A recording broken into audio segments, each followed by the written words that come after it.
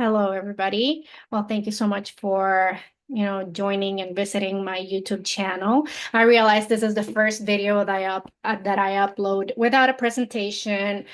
There's not too much, theoretical information that's going to be explained here, and I realize my previous videos had been like that. So, for the new ones, my name is Marianne. I am founder of Helper Pros. What we do is besides staffing, besides being an employment agency, we also help our candidates to give the best of the best. So we provide resume writing services, coaching for interviews, LinkedIn upgrades, cover letters.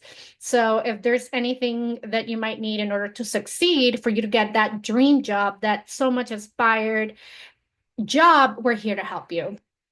I wanted to record this video really quickly, and I apologize if you see some smudge here, but today I went to Mass because today is Ash Wednesday. So I didn't want to take it off. But I was hesitant about recording the video, but I said, okay, you know what?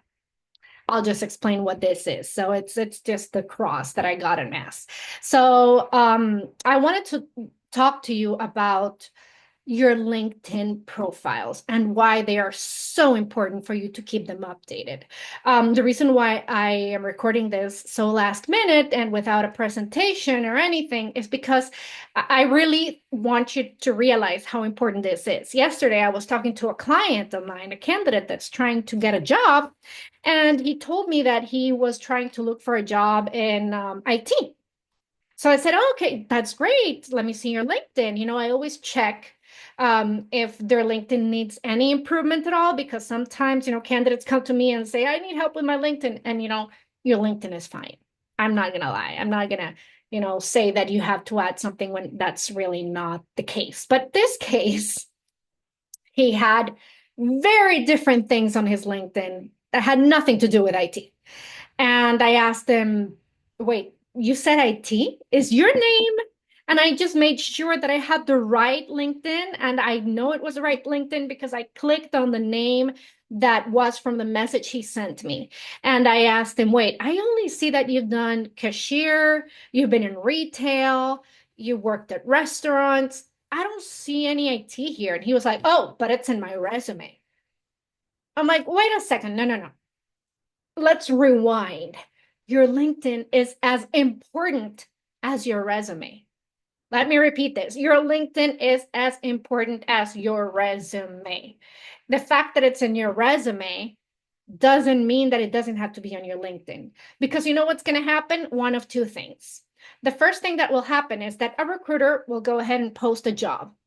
This person will receive probably 100 applicants, out of which 90% won't be qualified applicants. And then the recruiter is like, why did I even post this job? It's costing me money. I'm getting people that are not qualified. I'm just going to go ahead and look on LinkedIn myself. That's the first scenario. So what happens when this happens to a recruiter? Let's say 90% of the candidates are not qualified. Okay, well, there's a 10% that is, you can save this. There's something. Let me check this out. And then the recruiter goes and reads your resume. Perfect resume. Then they go and check your social media, because guess what? They are checking social media. What they do? Type on Google your name, your location, and see what's in social media about this. I want to know this. I want to know about this person a little bit more. And they find your LinkedIn. Of course, that's one of the first things that a recruiter will take a look at. And then they go ahead and see, wait, what? This is not consistent. Your resume needs to be consistent with your LinkedIn profile. Yes or yes. Then the second scenario, what's going to happen? Well, a recruiter says, you know what?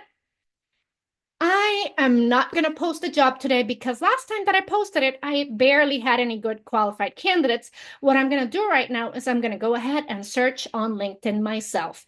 It's cheaper, and I can guarantee that I'm going to message only the people that I'm interested in. Guess what? They're going to type IT in one of their filters, and you're not going to pop up. Not even close. So the second scenario is what recruiters are doing nowadays. They are poaching candidates. They don't want the low-hanging fruit. They don't want the unemployed people. That's their second choice. It depends. I'm not generalizing. It doesn't mean that because you don't have a job, you're not a good candidate. I really didn't mean that at all.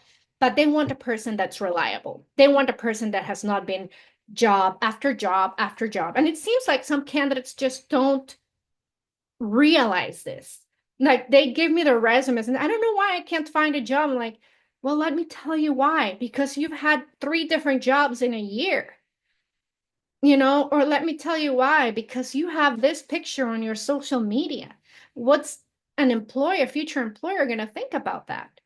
You got to think about those things. You need to put your social media private or just don't post at all things that you wouldn't want an employer to see. I'm not saying don't post.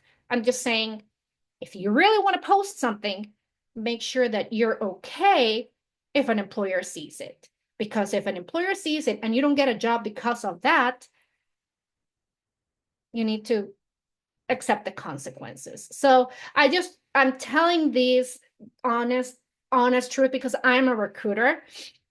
And these are things that probably a recruiter won't vocalize and won't tell you. But I think it's important for our candidates to know that because there's many people walking in the dark. And I just want to shed some light and tell you this might be the reason. So if I can help you a little bit with what I am telling you, then my job is done. So let me know if you have any questions and follow for more tips. Thank you.